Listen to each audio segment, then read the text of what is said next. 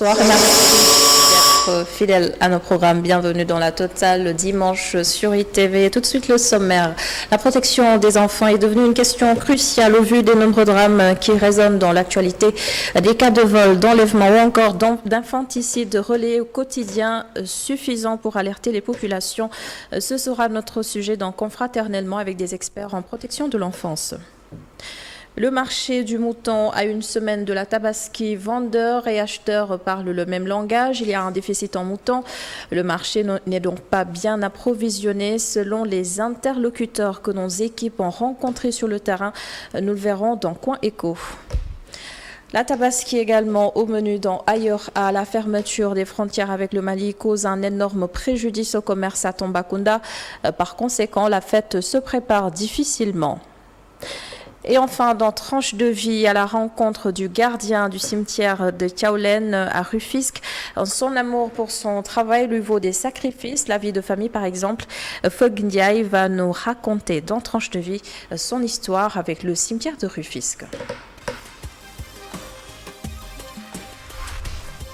Alors, les événements se sont succédés ces derniers temps impliquant des enfants, incendies, infanticides, enlèvements, maltraitances, des cas relayés au quotidien et ça a fini par créer une psychose dans les foyers notamment. L'on se demande alors si nos enfants sont vraiment en sécurité. Les causes sont multiples, certes, mais la famille reste le premier et le dernier refuge de l'enfant. Mamsene Boubabou et Babacar Ndiaye pour les détails.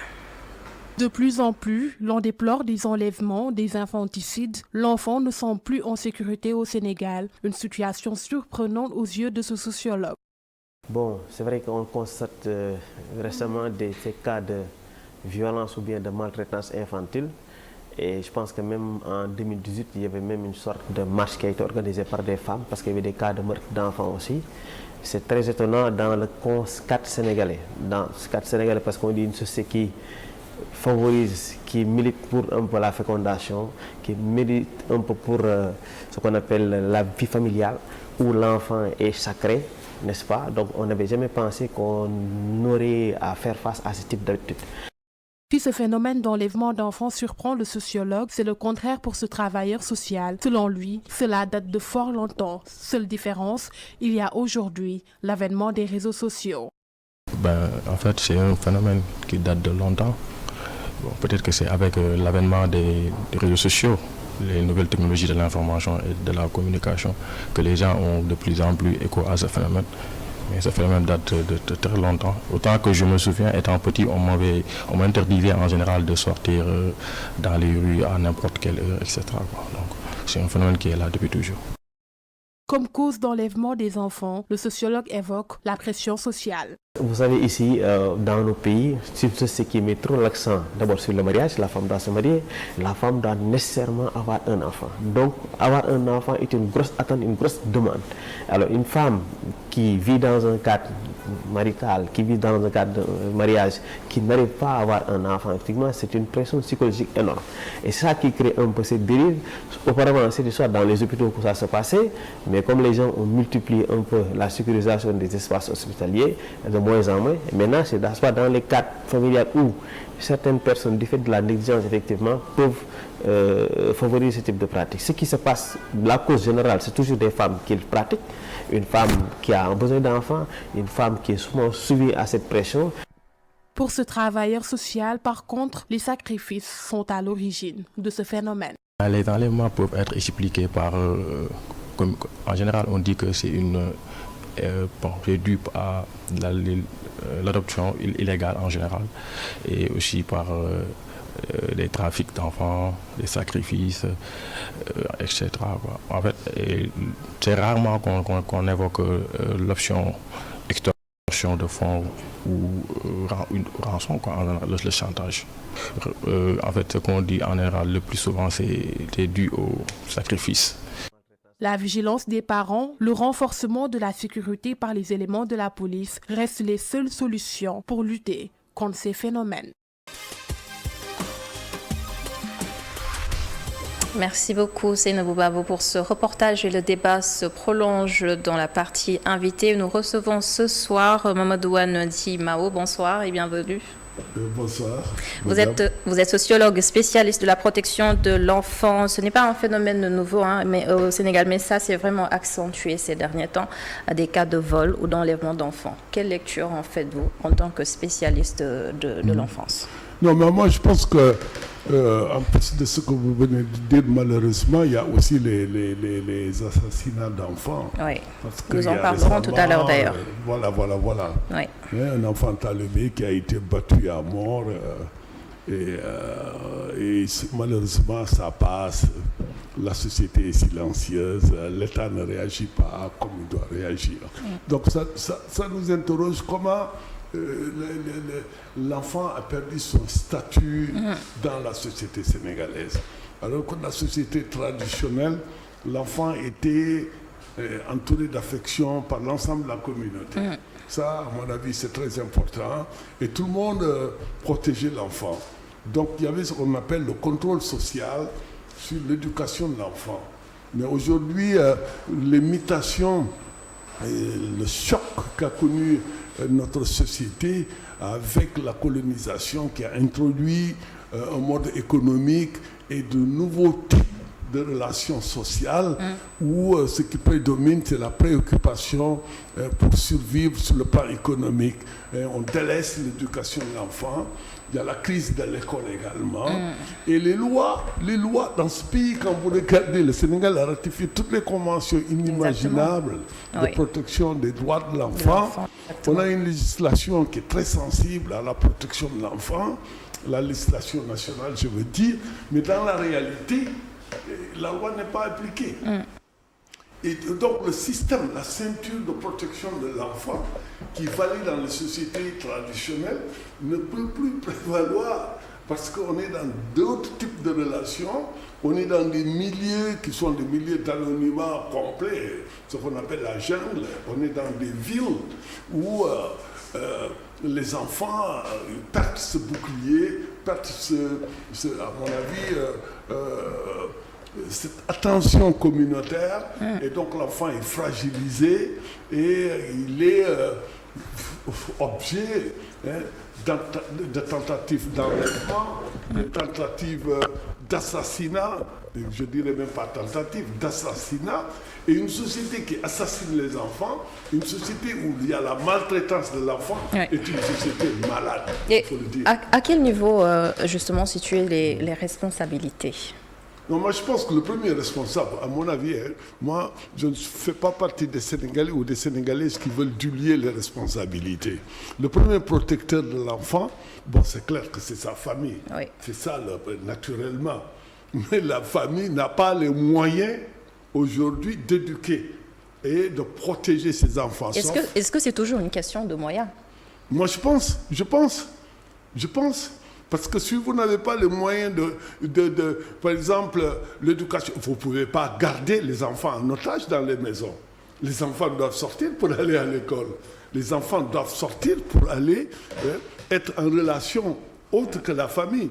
C'est-à-dire le lien social n'est pas qu'avec la famille. Il y a la communauté. Les enfants doivent sortir, s'amuser, parce qu'il y a le droit de loisir. Il y a beaucoup d'enfants aujourd'hui qui sont dans la rue, qui travaillent. Vous allez dans la rue, vous allez voir de petites filles vendre de l'eau, faire de petits jobs de survie, parce qu'il y a une contrainte de survie familiale. Parce que la masse critique des Sénégalais aujourd'hui se trouve dans ce que j'appelle le territoire de la pauvreté. Et les enfants participent aujourd'hui à aider leur famille, participent dans les stratégies de survie. Les enfants vont à l'école, les enfants vont dans les daras. Donc, à partir du moment où vous sortez de la maison, l'autre responsable, et le responsable suprême, c'est l'État. Les policiers sont là. C'est le seul organe, c'est la seule institution qui a... votre famille n'a pas de policiers. Si vous avez des moyens, vous avez des gardiens. Vous n'avez pas de gendarmes. Vous n'avez pas la justice avec vous, le procureur et tout ça. Donc, l'État a les moyens. Et c'est l'État qui définit les politiques de protection de l'enfant. Il y en a. Il y a ce qu'on appelle la stratégie nationale de protection de l'enfant qui a été adopté en conseil interministériel en 2013, décembre 2013. Mais quand on regarde la réalité, comme vous dites aujourd'hui, c'est véritablement ce que j'appelle la sinistrose. On assassine des enfants, on enlève des enfants, et d'une manière atroce. Quand on prend l'exemple des enlèvements, on a vu que on a eu beaucoup de cas récemment des enfants qui ont été enlevés. Qu'est-ce qui, selon vous, se cache derrière ces enlèvements? On parle de fins mystiques, de trafic de personnes ou même d'organes pour qualifier ces enlèvements. Vous avez travaillé à l'UNICEF en tant que spécialiste de la protection de l'enfant. Est-ce que vous avez eu à justement traiter ce genre de réalité? Vous avez été confronté à ce genre de réalité? Non, pas du point de vue programmatique. On avait des programmes qui adressaient les questions des enfants de la rue, la mobilité des enfants. Il y a une masse critique d'enfants sans contrôle social, délaissés par pratiquement ce que j'appelle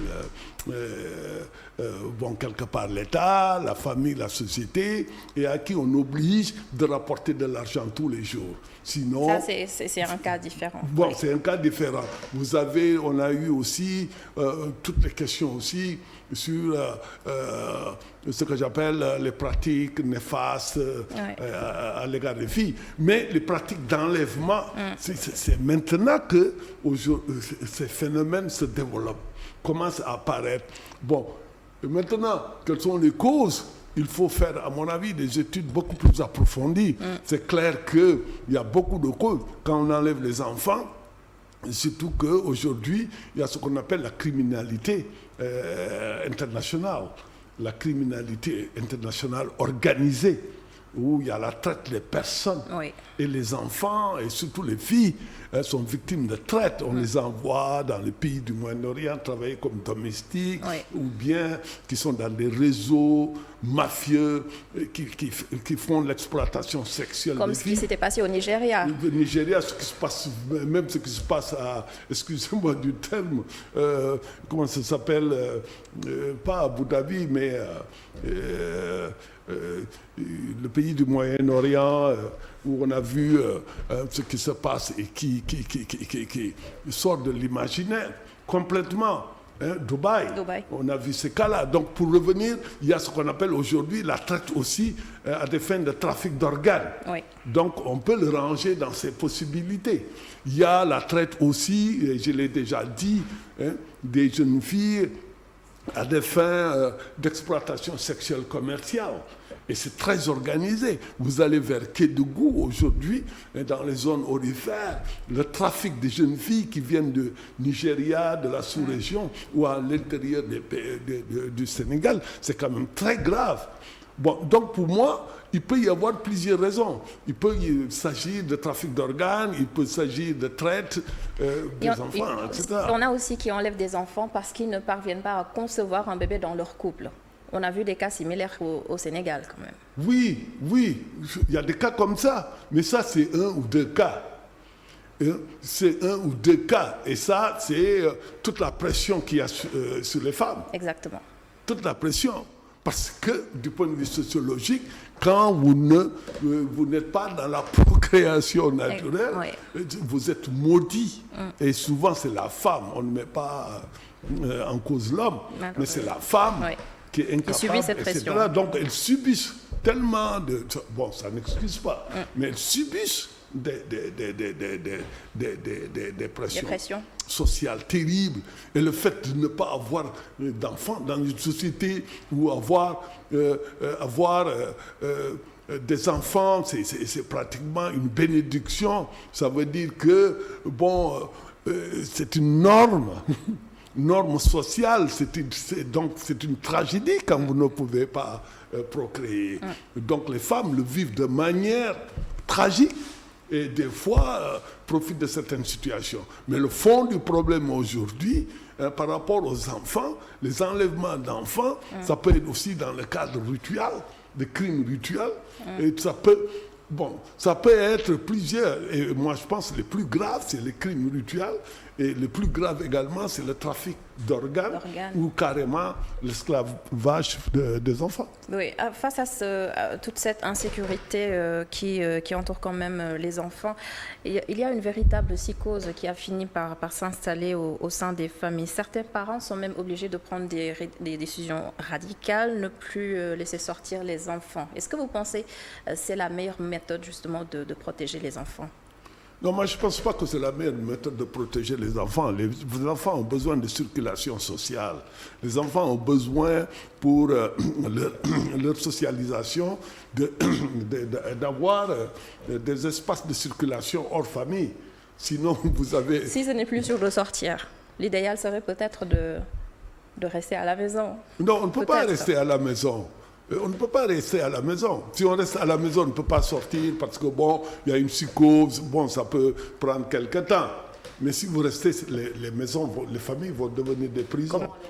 Oui, mais c'est à l'État d'assurer la protection. Parce que la question des enfants pose la question globale de la sécurité dans ce pays. La sécurité des personnes, je veux dire, au-delà de la sécurité des biens. Aujourd'hui, le problème numéro 1 au Sénégal, c'est la question de la sécurité des personnes. Et or, ça, c'est le monopole de l'État. On ne peut pas le privatiser. On ne peut pas laisser les familles s'organiser. On ne peut pas laisser, par exemple, dans les quartiers, aujourd'hui, il y a une réponse de type, l'auto-organisation, l'autodéfense dans les quartiers, mais ça, c'est pas bon pour un État de droit. C'est pas bon, parce que ça peut glisser sur autre chose. Ouais. Donc, pour moi, c'est l'État qui doit sécuriser. Si l'État ne sécurise pas le territoire qui lui appartient, déjà que le territoire familial, l'État peut y intervenir. L'État peut vous enlever votre enfant parce que votre enfant se trouve en danger dans sa propre famille. Seul l'État peut le faire. Le juge peut le faire et confier l'enfant à une institution où il y a la sécurité. Donc la sécurité... Mais ça, c'est pas vraiment notre culture. C'est pas notre culture. C'est pas notre culture. Mais on ne peut pas aussi laisser les enfants être maltraités, abusés. Parce que la plupart des violences, c'est ce qu'on oublie, la plupart des violences qui ont été documentées, c'est des violences domestiques qui se passent à l'intérieur de la famille.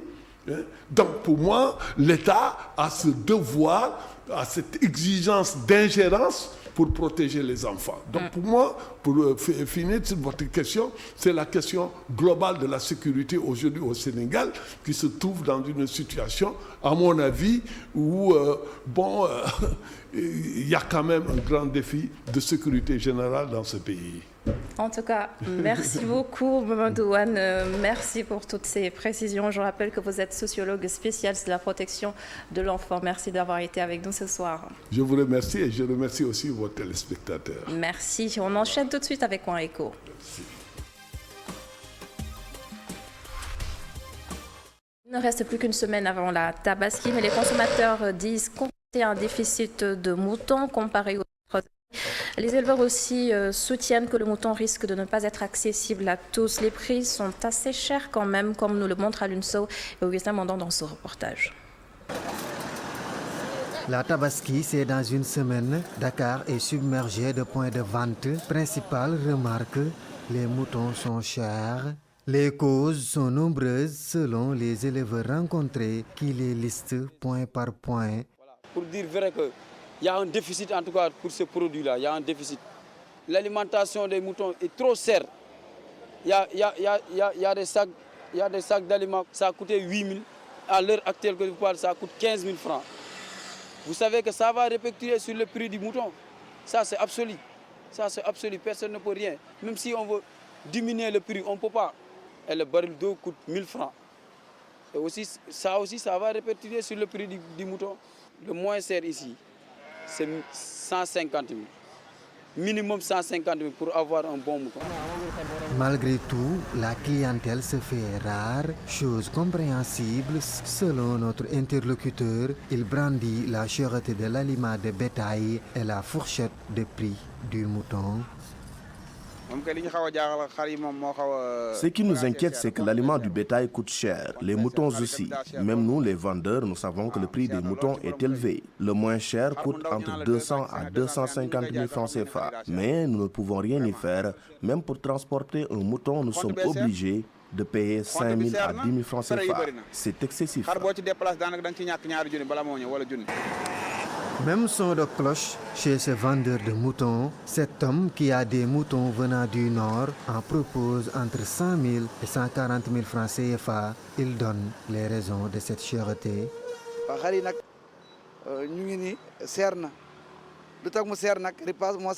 Les moutons sont particulièrement chers cette année. La raison, c'est que le sac d'aliments, nous l'achetons entre 13 000 à 14 000 et les moutons consomment 4 sacs par jour. Vous imaginez, ici, le prix du mouton le moins cher varie entre 100 à 140 000 francs CFA.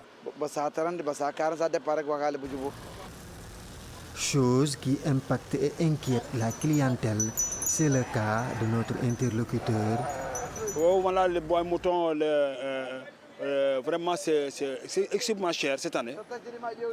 Vraiment, ils ont des bons moutons. On voit des moutons élevés à domicile, des moutons venant un peu du nord, mais le prix n'est pas abordable. Eux, ils disent que le ripasse là, c'est un peu cher. C'est un peu cher compte tenu. Ils ont payé trop cher le ripasse là. Pour laquelle ils n'ont pas pu vraiment baisser les prix. Ça coûte très cher, le transport et la nourriture des moutons, c'est un peu cher. La fête de la Tabaski, c'est dans quelques jours. Le marché n'est pas bien approvisionné. Selon nos interlocuteurs, malgré cela, la clientèle se fait rare, cause la cherté du mouton. Alun Sow, qui l'a si bien dit, le mouton hante le sommeil des chefs de famille. Il coûte cher et sont rares à une semaine de la fête de Tabaski. Depuis que le Covid-19 sévit, les importations en provenance de la Mauritanie et du Niger ont drastiquement diminué. Bonsoir Mamadou Ndiaye. Bonsoir Adama. Et vous parlez justement de tout ce qui tourne autour du mouton. Oui. Rare et cher actuellement, à quelques jours de la fête de Tabaski. Tout le monde dit cela, rare et cher. Voilà. Peut-être notre invité, Dr Dian, nous dira le contraire, au grand bonheur justement des Sénégalais. Mais peut-on dire qu'il y aura assez de moutons pour tout le monde et pour toutes les bourses? Monsieur Ndiaye, permettez-moi d'abord de saluer les téléspectateurs et téléspectatrices de la télé ITV. Merci. En particulier ceux de Géoul et de Yembal. Seulement. Maintenant, par rapport à votre question, vous savez que quand la Tabaski, à l'instar des autres événements religieux, au-delà de la dimension spirituelle, a souvent des répercussions économiques. Et par rapport à votre question, à savoir, est-ce qu'il y aura suffisamment de moutons? Pour répondre à cette question, il va falloir faire une analyse comparative. La situation de l'année dernière à cette période par rapport à la situation actuelle. Et maintenant, pour comprendre cette situation, nous allons peut-être se fier au dire de nos autorités, parce que le 23 juin passé du moins, lors de la conférence de presse du ministère de l'élevage et donc de la production animale, le ministre a rassuré pour dire qu'il y aura suffisamment de moutons en quantité et en qualité à des prix accessibles pour des raisons données. Et la première raison est que quand on regarde la situation de l'année dernière par rapport à la situation actuelle, on voit qu'il y a même un excédent de plus de 13 000 têtes. Les autres mesures qui ont été prises, c'est quoi? L'État a engagé des discussions avec les acteurs du transport pour alléger le coût du transport. Oui, on va y venir. Effectivement, pour répercuter. L'État a pris un ensemble de mesures pour faciliter, pour que le mouton soit accessible en qualité et en quantité à des prix accessibles à tous les Sénégalais. Vous le dites, mais peut-être il y a quelque chose que vous ne dites pas, mais on le comprend, que s'il y aura assez de moutons, ce ne seront pas des moutons issus de l'élevage sénégalais. Probablement, on va encore devoir importer de la Mauritanie et peut-être dans une moindre mesure du Mali, puisque le Mali est encore frappé par l'embargo. Enfin, je présume que ça a été levé aujourd'hui. Mais pourquoi sommes-nous toujours dépendants de l'extérieur, de l'importation? Parce que quand même, nous sommes aussi sahéliens que les Mauritaniens ou les Maliens, et même les Nigériens. Effectivement. En fait, cette situation de dépendance peut être expliquée par l'insuffisance de la production interne face à l'importance de la demande. Parce que n'oubliez pas qu'au-delà de la Tabaski, s'il y a des événements, le plus souvent les événements, que ce soit des événements religieux ou bien des fêtes qu'on organise au niveau des familles, le plus souvent on fait recours aux petits ruminants. Donc ce qui accentue donc la demande. Rien qu'avec la Tabaski, la demande est évaluée, le besoin en mouton est évalué à 810 000 têtes. Et vous voyez donc face à cette demande, et donc qu'est-ce que l'État a fait? L'État donc a dû donc faire recours à nos voisins, en particulier la Mauritanie, où il est attendu entre 240 000 et 250 000 têtes pour compenser ce gap. Mais les importations en tant que telles ne sont pas mauvaises. Pourquoi? Parce que les importations permettent de créer une situation de surabondance, ce qui permet donc de limiter un peu l'envolée des prix. L'autre angle d'analyse aussi qu'il faudra avoir, c'est par rapport à la qualité. Le plus souvent, donc, les moutons qui nous viennent de ces pays-là, à savoir que ce soit la Mauritanie ou le Mali, ce sont des races qui ne sont pas produites par les éleveurs sénégalais. Et donc de ce point de vue, ça vient un peu satisfaire une demande qui est existante et qui n'est pas satisfaite par les producteurs sénégalais. D'accord, mais la Mauritanie par exemple et dans une moindre mesure aussi le Mali, les éleveurs de là-bas, ils se projettent toujours vers les grandes fêtes justement au Sénégal. C'est-à-dire que pour eux, l'objectif final c'est d'approvisionner le marché sénégalais. Mais donc eux, ils travaillent en amont et ils travaillent aussi en aval pour satisfaire le marché sénégalais en l'inondant de moutons, donc ce qui explique sans doute les 13 000 suppléments de moutons que vous avez énoncé tout à l'heure. Moi, ce que je veux savoir, c'est peut-être est-ce qu'il y a une réelle volonté politique pour quand même permettre au Sénégal aussi de projeter son élevage, de présenter effectivement ces spécimens et en même temps aussi peut-être bon d'avoir un produit qui réponde aux attentes des Sénégalais, parce que de ce point de vue-là, les Sénégalais, semble-t-il, sont assez exigeants en matière de race, de qualité et peut-être aussi de nombre. Je pense qu'il y a une volonté, mais il faudra davantage accompagner les éleveurs. Pourquoi je dis que la volonté est là? Parce que quand vous regardez la contribution de l'élevage au PIB, donc elle tourne autour de 3,6% et contribue à la croissance à 0,1%. Maintenant, il faudra, et nous avons aussi des avantages comparatifs parce que nous avons des zones qui sont propices à l'élevage. Oui, par exemple, au niveau du Ferlo, au niveau du bassin arachidier. Oui. Et au niveau du Sénégal oriental. Donc nous avons un potentiel qui est là.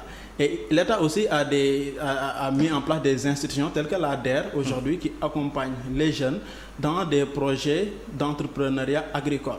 Et donc on peut dire que le potentiel est là, l'État accompagne, mais il faut encore davantage accompagner les jeunes et ne pas juste accompagner. Parce que quand vous financez quelqu'un à quelques mois de la Tabaski, il ne fait pas de la production. Ce qu'il fait, c'est de la spéculation. Il va aller acheter d'autres moutons qu'il va revendre sur le marché, ce qui fait que le prix est inaccessible pour les populations. Alors, puisqu'on est toujours sur les petits ruminants, est-ce qu'en termes de projection, on peut situer un peu une période à partir de laquelle il y aura une autosuffisance en moutons si vraiment les paramètres sont posés? Oui, là aussi, pour répondre à cette question, nous allons essayer de se fier aux statistiques qui ont été fournies par le ministère de l'Élevage. Ils ont dit que chaque année, on voit qu'il y a un supplément de 50 000 têtes sur le marché sénégalais, qui découle de la production interne. Et quand vous regardez le gap le plus souvent est entre 250 000 et 300 000 têtes. Donc si on essaie de faire un petit calcul, on peut regarder à partir de maintenant, dans 5 ans, on devrait être en mesure d'atteindre l'autosuffisance en moutons. Mais moi, je reste un peu pessimiste. Pourquoi? Parce qu'il faudra aussi tenir compte du fait que la population augmente parallèlement à cette augmentation. Donc, peut-être ce qu'il faudra faire, c'est mettre en place des politiques volontaristes qui vont aller dans le sens d'abord d'accompagner suffisamment les éleveurs et surtout de les accompagner du point de vue financier pour qu'on puisse développer une agriculture qui sera intensive. Et justement, par rapport à cela, quels sont les principaux obstacles auxquels se heurtent les éleveurs sénégalais, les éleveurs de moutons notamment? Oui, pour les obstacles, aujourd'hui, on peut dire que le premier obstacle, c'est quoi? C'est la cherté de l'aliment. Aujourd'hui, le sac qui coûtait 9 000 francs est à 14 500 francs. N'est-ce pas? L'autre aussi obstacle qu'on peut-être, c'est la sécurité. Bien vrai que le vol de bétail est criminalisé au Sénégal, mais ça hante toujours le sommeil des éleveurs. Au-delà de ça aussi, il y a la question du lobbying, surtout au niveau des races de haut gamme, comme les ladoum. Le plus souvent, on crée des réseaux et certains n'ont pas accès à ces réseaux. Donc ça aussi, ce sont des obstacles auxquels aujourd'hui donc, les éleveurs font face. Mais une politique volontariste, dites-vous, j'ai bien envie peut-être de vous provoquer un peu, puisque vous citez souvent des chiffres donc, officiels du ministère de l'élevage. Quelle est la facture réelle disons de la fête de Tabaski au Sénégal? Pour la facture réelle, je ne saurais donner le montant exact, mais ce qui est sûr, c'est quoi? C'est que l'État, à travers le fonds d'appui à la stabilisation, donc, a accompagné à hauteur de 1,45 milliard les éleveurs pour l'opération Tabaski. Et l'ADER aussi a accompagné à hauteur de 317 millions les éleveurs pour des opérations de distribution ou bien de production de moutons. Mais les producteurs de moutons ont-ils conscience que ça c'est un appui de l'État ou bien peut-être c'est juste des mesures incitatives, genre des taxes ou bien peut-être diminution du prix des produits de l'alimentation de bétail? Oui, donc en fait l'objectif est double. Oui. D'abord l'objectif, donc l'État en mettant en place ses politiques. L'objectif c'est quoi? C'est de faire de sorte que donc il n'y ait pas donc de pénurie de moutons, parce que quand il y a pénurie, vous savez que le marché du mouton c'est comme tous les marchés. Quand l'offre n'est pas importante, forcément les prix vont augmenter. Donc c'est de faire de sorte qu'il n'y ait pas une pénurie de moutons. Ensuite de créer donc des emplois, parce que aussi il y a donc un potentiel qu'on peut créer, un potentiel en termes d'emploi qu'on peut créer au niveau de l'élevage. Donc je pense que l'objectif, quand l'État décide d'accompagner ces agriculteurs, donc l'objectif est double.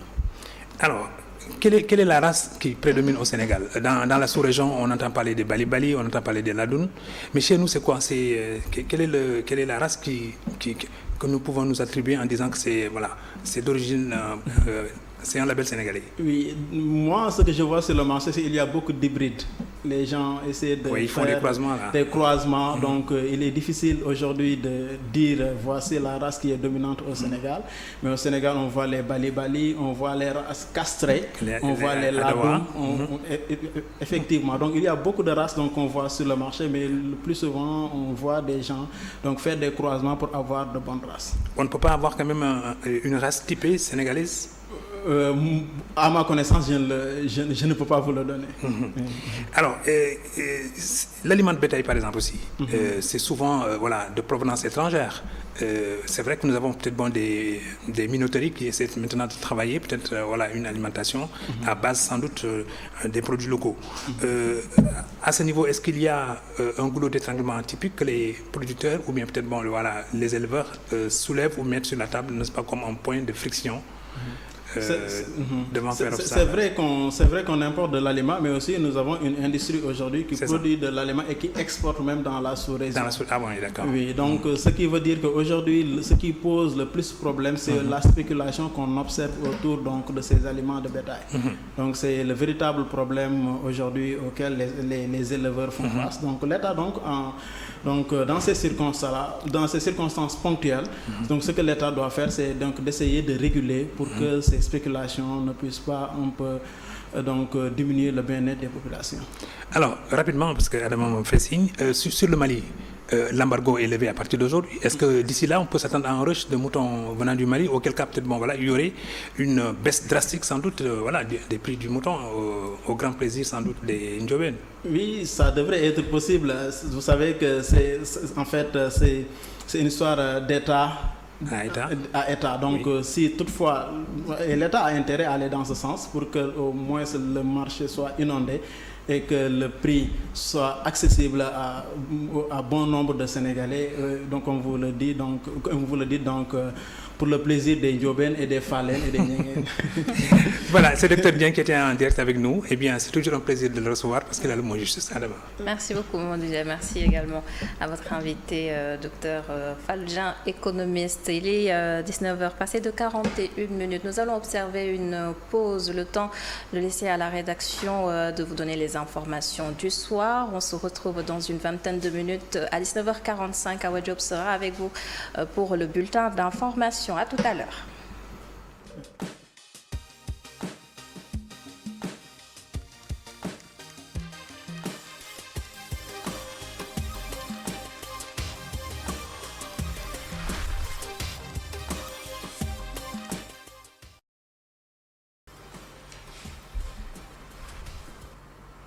Bienvenue si vous nous rejoignez dans cette seconde partie de la totale dimanche tranche de vie. À l'instant, il est responsable des cimetières de Tiaolen de Rufisque. Il veille sur les lieux depuis près de 30 ans.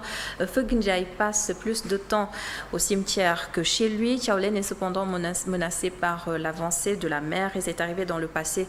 L'eau a une fois envahi le cimetière, comme nous la raconte le gardien des lieux Fegunjai. Son portrait, c'est avec Babacar Seck. Nous sommes à Tiaolen. Dans ce quartier de la commune de Rufisque-Est se trouve l'un des 3 cimetières musulmans de la ville. Depuis 28 ans, Fegunjai est le responsable des cimetières. Il s'occupe de l'orientation et de la préparation des corps sans vie.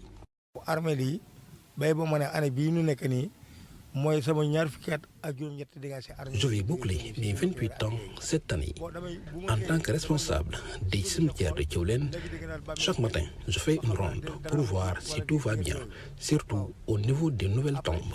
Ensuite, je vais au magasin pour attendre de nouvelles inhumations.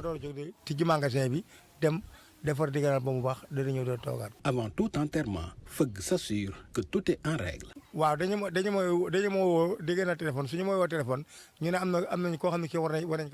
La plupart du temps, il m'appelle au téléphone pour me dire qu'il y a un enterrement. Au préalable, je demande d'où vient le corps. Est-ce que tous les papiers sont en règle? C'est après tout ça que je creuse la tombe après avoir reçu un permis d'inhumer. Pendant ces 28 ans, le fait qui a le plus marqué reste la furie des vagues qui a exhumé plus d'une centaine de tombes. C'était horrible. Les vagues ont déterré 120 tombes que je pouvais identifier. Les ossements étaient en train de partir au large. Il a fallu que je réquisitionne des garçons pour qu'ils m'aident à récupérer les restes des corps. Les cimetières de Tiaolen n'ont pas encore connu de profanation grâce à la vigilance de son responsable et des entreprises aux alentours.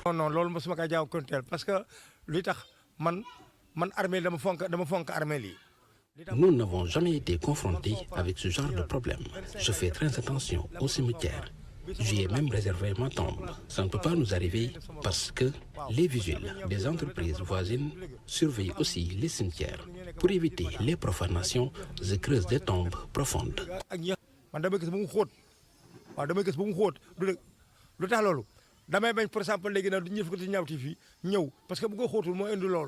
Le responsable des cimetières de Tiaolen n'est pas rémunéré. Il nous rappelle que d'éminentes personnalités reposent à Tiaolen, tels Maître Mbéjok Diop, ainsi que Adama et Sambalo, parents de l'artiste Ismaël Lo et tant d'autres.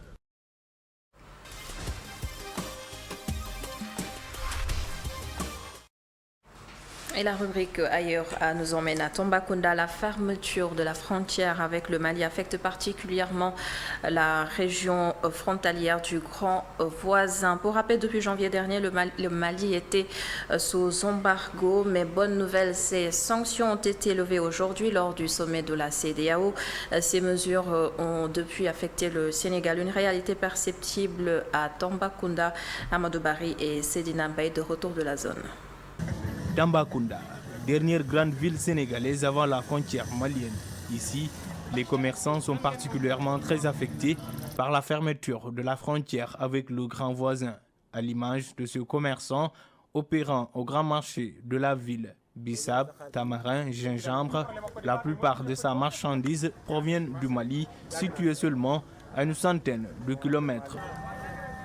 Observant le pot de stock qui lui reste depuis 6 mois, lui et ses collègues ne se ravitaillent que grâce à la contrebande, désormais la seule alternative pour continuer de travailler. Extrait 1. À vrai dire, la fermeture de cette frontière commence à peser sur l'économie de la région. Je dirais que les sanctions font mal au Sénégal en général, mais plus particulièrement ici à Tambacounda. 60% de nos marchandises proviennent de Bamako. Cet embargo est d'autant plus dur que même les produits qui provenaient des autres pays commencent à manquer. Parce que la frontière malienne, c'est la principale porte d'entrée de nos marchandises. Nous importions de la Côte d'Ivoire, du Niger, mais aujourd'hui, tout est à l'arrêt. Il y a une pénurie de produits. C'est plus dur pour nous, commerçants. Cette vendeuse de tissus, elle aussi, se ravitaillait au Mali. Au chômage technique depuis janvier dernier, elle crie son ras-le-bol.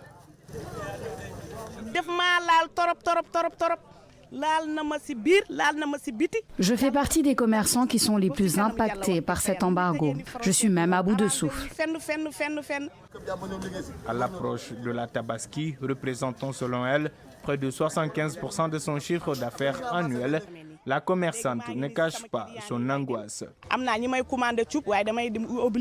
Je me demande comment honorer les commandes en tissu tchoup de la clientèle. Le produit nous revient plus cher. Je suis obligée de faire preuve de beaucoup de tact avec mes autres partenaires pour m'en sortir.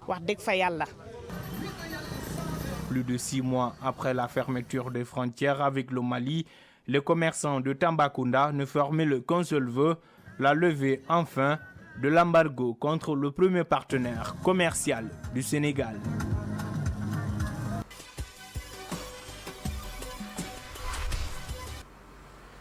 Et je rappelle, Amadou Barry, que l'embargo a justement été levé aujourd'hui lors du sommet de la CEDEAO. Et enfin, bonne semaine ce soir.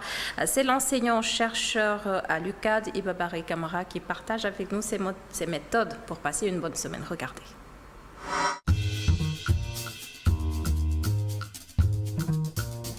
Eh bien, voilà, donc s'occuper de sa famille, hein, n'est-ce pas, faire correctement son boulot, et puisque mon boulot consiste justement à enseigner, donc lorsque je me retrouve avec les étudiants, je suis donc dans les meilleures conditions, quoi, hein, et ça me permet donc de ne pas en fait être stressé, et après les cours, eh bien, il faut lire, hein, il faut être bien avec les membres de sa famille, etc.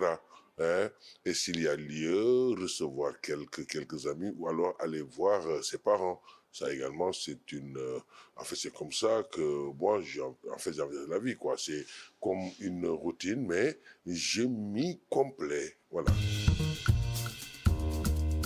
D'être vraiment stressé. Hein, et faire ce dont on a envie, et parfois s'il y a des coups durs, hein, résister en attendant que cela passe et revenir à de meilleurs sentiments. Il faut toujours positiver, quelle que soit donc l'activité, mais si on doit faire du sport, il faut le faire.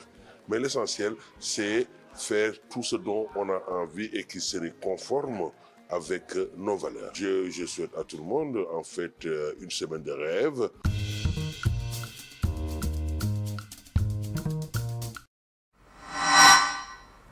Et je vous souhaite aussi de passer une bonne semaine. C'est la fin de la totale de ce dimanche. Merci d'avoir été avec nous. Merci à toutes les équipes techniques et bonne suite des programmes sur ITV.